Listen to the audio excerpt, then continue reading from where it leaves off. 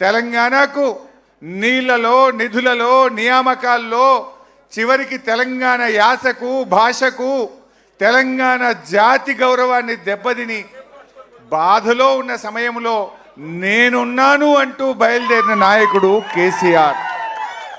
ఆ కేసీఆర్ గారే లేకపోతే ఇవాళ తెలంగాణ వచ్చి ఉండేదా? ఎంతోమంది తెలంగాణ ఉద్యమాన్ని ప్రారంభించినా గమ్యాన్ని చేరుకోలేకపోయారు. కానీ కేసీఆర్ చచ్చుడో తెలంగాణ వచ్చుడో అని ఎత్తిన జెండా దించకుండా త్యాగాల పునాదుల మీద ప్రాణాన్ని సైతం వదులుకోవడానికి సిద్ధపడి తెలంగాణ సాధించిన కేసీఆర్ జన్మదినం ఈరోజు.